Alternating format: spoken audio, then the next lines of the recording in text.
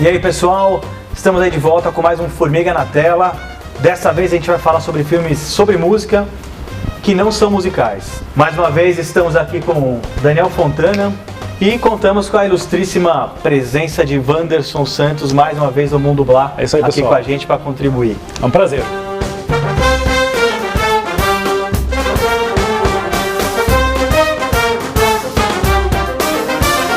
E a gente começa com um exemplar dos anos 80, do comecinho, que é o Blues Brothers, os Irmãos Cara de Pau. E o filme é dirigido pelo John Landis, né, que já vinha de um sucesso aí do Clube dos Cafajestes. E o filme ele tem a particularidade de ser a primeira adaptação de um quadro do Saturday Night Live para a tela, né?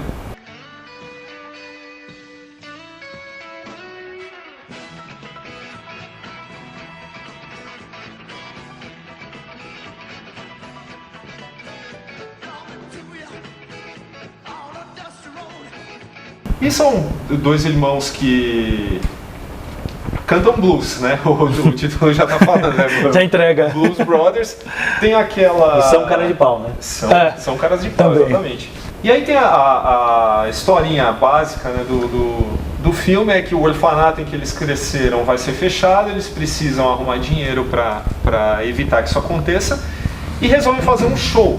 E aí o que se segue é um monte de números musicais aí com gente muito famosa, né? Eu acho que a ideia do filme em si é ser meio descompromissado, né? Porque se você for pegar, o filme não tem aquele puta roteiro maravilhoso, não, né? Tudo acontece tudo encaixadinho. Não, o filme é descompromissado e tem essa ideia de talvez dos três que a gente vai falar aqui, é o filme mais musical, vamos dizer assim. Sim.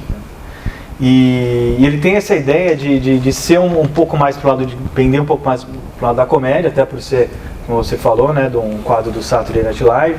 E o Blues Brothers, ele se encaixa nisso e tem esse lance de comédia meio descompromissada, traz o lado musical, é muito interessante, essas referências, né, trazer nomes importantes, né, tem o James Brown, tem o Ray Charles, o Johnny Hooker. Então se torna um filme muito agradável de você assistir, né? Por causa disso também, não pode não ser um primor, mas tem diálogos interessantes, né? A música é super bacana, aliás a trilha sonora, se bobear, ficou até mais famosa do que o próprio filme. Sim, e fracasso de bilheteria que virou cult depois, né? Todo mundo lembra, todo mundo sabe, mas na época não fez a grana que... Parece que foi aquele filme... Não, claro, é óbvio que ele foi feito para cinema, mas o sucesso dele mesmo veio depois. Então parece que é aquele filme que termina sendo muito mais gostoso assistir em casa, como se fosse numa sessão da tarde, propriamente, do que ali na telona, porque ele ganhou esse status cult com o passar do tempo, né? O que eu acho legal do Blues Brothers é isso. Ele parte de uma premissa simples, né? Dois irmãos que vão salvar o orfanato onde eles cresceram. O engraçado é que são irmãos que não têm expressão nenhuma, né? Então eles não sorriem, eles não choram, não acontece nada com o rosto deles, eles passam por várias coisas e não demonstram isso emocionalmente. Mas só na música, né? Só na música. Aí é que tá, é como se toda a emoção fosse, né, transmitida por meio do blues. E parte justamente de um motivo emocional, né? Emotivo. Eles querem salvar o orfanato onde eles cresceram. Só que o problema é o que eles fizeram durante a vida, né? Porque o que eles criaram de inimigos, né, e de gente que passa a persegui-los durante o filme inteiro é espetacular. Mas a parada do filme, eu acho que ele acaba se tornando legal porque acontece muita coisa, né? Ele sai de uma situação, vai para outra. Aquilo que é um defeito em vários outros filmes que a gente costuma comentar, nesse filme funciona, né? Sair de uma situação, vai para outra, entre uma situação tem um número musical e tal, e é tudo tão frenético. Pô, ele é um filme que tem mais de 2 horas, né? Tem uns 130 minutos. E passa que você não percebe, de tão divertido e dinâmico que ele é. E os atores, o Dan Aykroyd e o John Belushi fizeram as músicas também, né? Eles que cantam, interpretaram Pra você ver como é um filme realmente descompromissado, né? Tem essa ideia de música, que é um filme divertido. Os caras, né? Saem da prisão por causa de roubo e tal. Mas você vê durante o filme, ele é perseguido pela polícia, pela SWAT, por um grupo nazista, neonazista, né? Pô, sei lá, pra pegar 2 caras que estão fugindo da polícia. Já é uma coisa meio, né, que pende pro lado da comédia, que é engraçado, descompromissado e tal. E ganha uma dimensão muito extraordinária, porque tudo é grandioso demais, né? Sim. Então as perseguições são muito bem realizadas e causam desastres, assim, monumentais. Então parece que tudo no filme é hiperbólico, é exagerado e é o que deixa legal. Pra ser a comédia mesmo, né?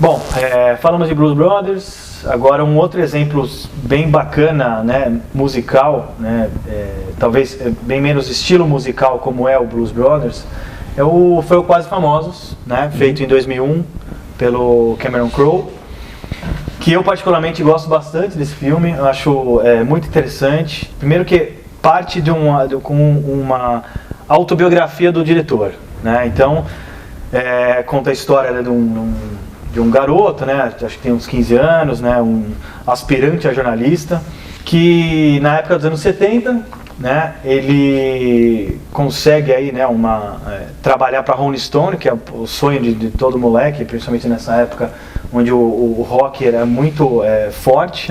Ele vai acompanhar uma banda fictícia chamada Stillwater, que, como eu falei, né, da autobiografia, esse garoto de 15 anos, na verdade, era o próprio Cameron Crowe, que nessa época também ganhou essa oportunidade da Rolling Stone e foi acompanhar a turnê do Led Zeppelin. E assim, eu particularmente gosto bastante do filme, primeiro porque eu já gosto dessa fase, né, do rock, né, dos anos 70, e o Cameron Crowe conseguiu trazer muito, né, do espírito dos anos 70 para o filme, não só na parte musical, que é bem bacana, como também até em figurino, né, em cenários.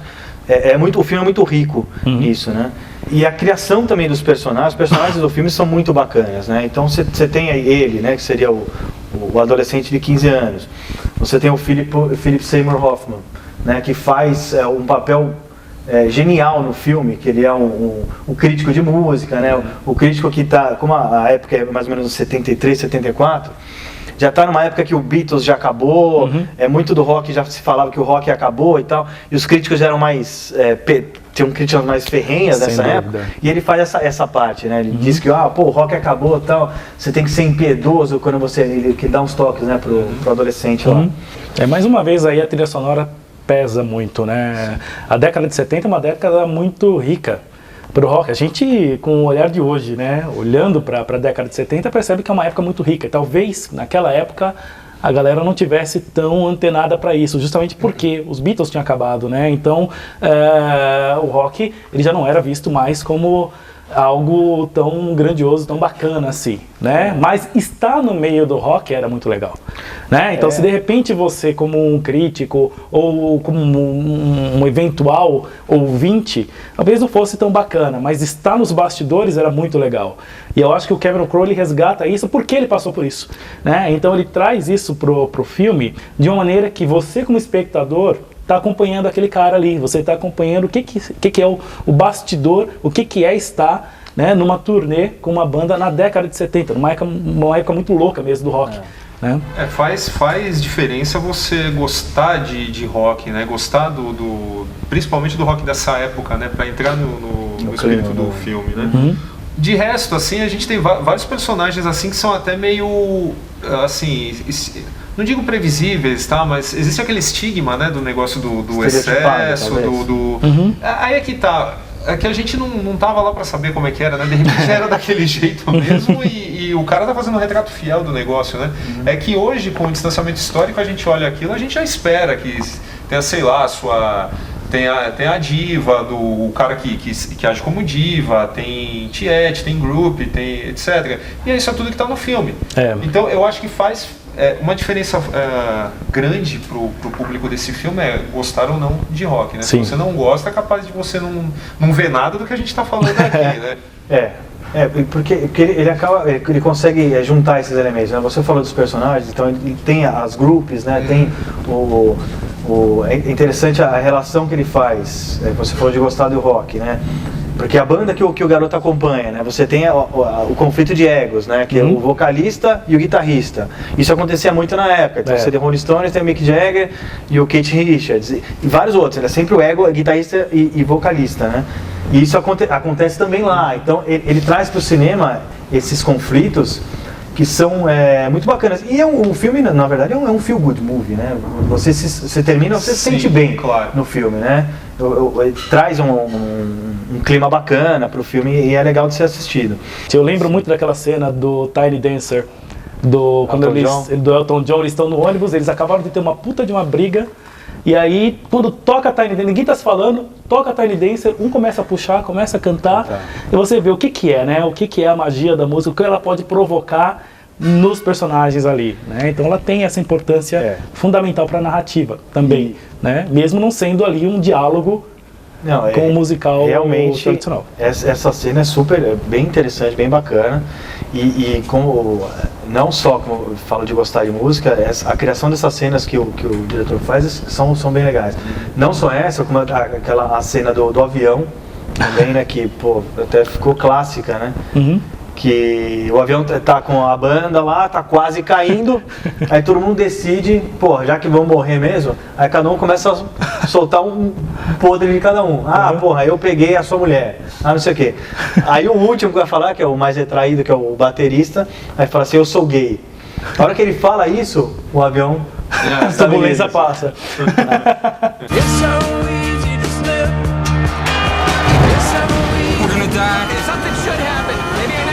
Enough. I love all of you. I slept with more today. I did too. Me too. I'm gay!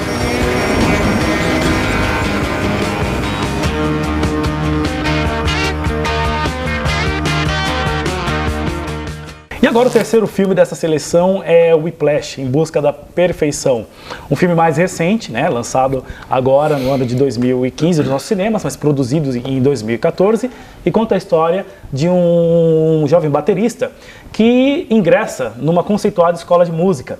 E aí ele acaba encontrando, pelo caminho, um maestro extremamente rigoroso, muito rígido mesmo, com métodos nada ortodoxos, para ensinar os seus alunos, né? E aí acaba transformando, né, a vontade desse rapaz chamado Andrew de se tornar um grande baterista ainda maior, ainda obsessiva, né? Muito mais obsessiva do que ele já trazia aí. Já começando até pela essa sinopse, já parece filme que a gente já viu, né? Que é a relação aluno-professor, o professor é rígido, vai tirar o melhor do aluno, que não sei o quê, e aí, né, eles acabam se dando bem, né, durante o filme, e no final se abraçam, se beijam, sei lá. E isso, a gente já viu isso antes, mas o filme, o Whiplash, vai para um lado completamente diferente. Né? Muito. A relação dos dois é uma coisa impressionante. Eu, adorei o filme, achei espetacular esse filme. A relação deles é uma coisa muito louca, né? Assim, acho que durante o filme inteiro, você não tem realmente a consciência do que cada um, do que tanto o aluno quanto o professor pode realmente fazer, né? Então, assim, existe uma imprevisibilidade muito grande nesse filme, assim, que deixa você ligado diretamente, assim, você se você se desligar um pouquinho, você vai perder alguma coisa. É um filme que te prende muito por esse lado da emoção também, né? Porque é tão tensa a relação entre eles, o filme ele é tão tenso que você se desligar do filme, primeiro que fica difícil, não dá para desligar, não dá. Sim. Mas se de repente você sai no meio da sessão, para você conectar novamente é complicado, justamente por conta dessa intensidade que transborda da tela a partir da relação entre esses dois personagens, né? E tudo isso movido pela paixão pelo jazz, né? Os dois são extremamente apaixonados pelo jazz e essa paixão é tão intensa que acaba gerando esse relacionamento bombástico, né? É como se fossem duas locomotivas em rota de colisão. Isso fica nítido, né? E não é à toa que a gente está falando de um cara que toca bateria, né? Ainda tem isso. Sim, ele poderia estar tocando qualquer outro instrumento, mas o cara toca bateria, né? Onde você tem essa questão do impacto da batida, que tem tudo a ver com esse emocional que o filme passa. Que a paixão pela música, eu acho que ela fica até um pouco secundária, se você parar para pensar que a verdadeira motivação, a verdadeira força motriz do filme é a vontade de ser o melhor em alguma coisa. Certo. Né? E o engraçado, o curioso, na verdade, é que a gente está falando de um filme sobre música, mas a gente está a todo momento enfatizando a tensão que existe num filme sobre música, cara. Então, deixando um pouco assim de lado a relação entre os dois, né? Entre o professor e o aluno. Cara, aquela cena que ele entra a primeira vez para reger a turminha ali do conservatório, aquilo ali é de uma tensão, cara. É de um negócio assim, sabe? Que se você lesse no roteiro, ia ser um negócio tão comum, falar, bom, o cara vai entra na sala, pendura sua jaqueta, vai ali na frente do púlpito e se prepara para reger. Isso é absolutamente comum quando a gente fala aqui. Mas quando você vê no filme, aí que você, sabe, percebe como uma edição e uma direção fazem toda a diferença, né? Porque, cara, é tudo muito comum o que a gente vê no Whiplash. Né? A sinopse dele é comum, o desenvolvimento, o final é comum. E tudo se apoiou em cima da habilidade do diretor. Sim. E ele até ele quer criar essa confusão, né? O personagem do J.K. Simmons, né? O professor rígido e tal. Essa confusão é muito interessante do que o diretor cria, porque o cara, ao mesmo tempo que o cara joga uma cadeira em cima do cara, um minuto depois ele tá lá falando com a menininha, abraçando, então não sei o que, ou chorando com a morte do ex-aluno, né? Do ex-aluno. Então, assim, você fica confuso e você não consegue entender qual que é... Porra, tá bem, ok, você conversa com o tempo, você vai descobrindo que o cara quer encontrar um novo Buddy Rich ou um novo Charlie Parker. Ok, a gente entende isso, mas você fica confuso em como ele vai conseguir fazer isso, né? E essa confusão é muito louca, né? Você não sabe exatamente qual é a próxima reação dele.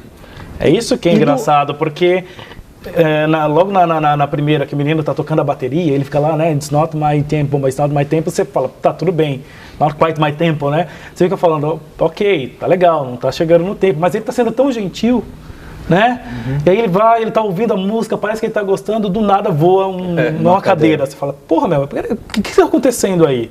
Né? Então, assim, são emoções, a maneira como... E aí é o trabalho de interpretação do J.K. Simmons, né?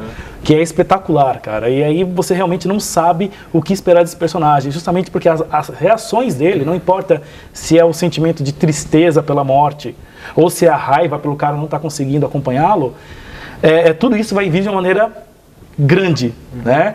E aí é incrível, porque é isso que prende você. Você não sabe qual é a próxima reação que ele vai ter em relação ao que está acontecendo ali.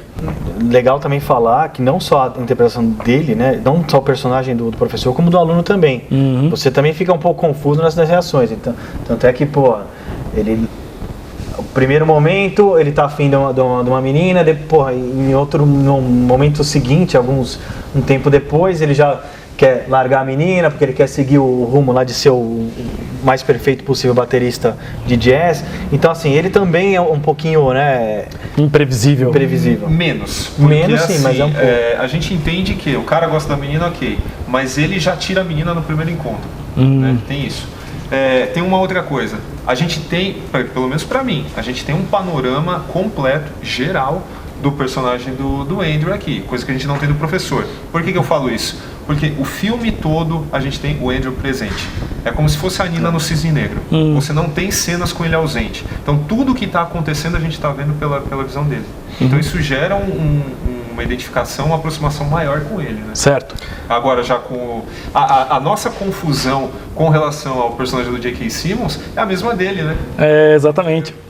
E você até falou do Cisne Negro, também tem várias relações com o filme aí, né? Tem a questão da perfeição. O próprio personagem, né? A busca da perfeição. A cena, o clímax também, que é aquele clímax, né? De você tá no cinema, você tá suando, né? Também tem essa relação com o Cisne Negro. Então tem legal você ter comentado sobre o filme aí, que eu acho que também tem essa relação. Keep playing! Keep playing! Keep playing!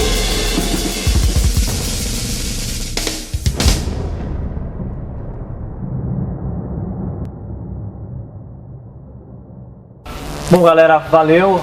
Esse aqui foi mais um Furinha na Tela. Falamos aí de filmes sobre música, mas não musicais. Citamos 3 filmes, existem muitos outros. Quem sabe numa próxima a gente volta a citar aí também. Espero que vocês tenham gostado. Se gostaram, dê um joinha aí no vídeo, curtam nossa página no Facebook, curtam também no Google+. Se você quiser comentar o vídeo, mas não quer deixar seu comentário público, você pode mandar um e-mail para o natela@formigaelétrica.com.br, conforme essa tarja que está aparecendo no vídeo agora. Não deixe de acessar nosso site www.formigaelétrica.com.br. E é isso. E não deixe de acessar também o Mundo Blá, www.mundoblá.com.br. Se você tem interesse por filme, música, literatura, tem tudo lá, tá? Então acesse o nosso site, deixe os comentários também e curta a nossa página no Facebook. E aí, agradecendo mais uma vez a presença aqui do Daniel Fontana e aqui o nosso amigo Wanderson Santos do Mundo Blá. Valeu, galera, até a próxima. Um abraço.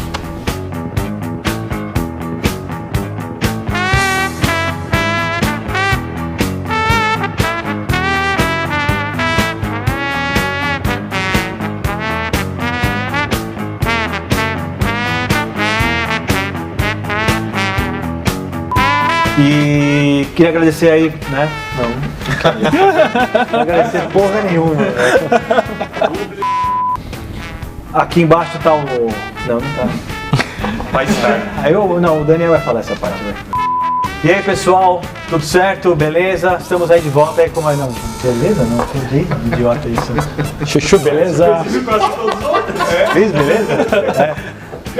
Agora que eu tô ouvindo eu falando, né? Não tá legal. Né?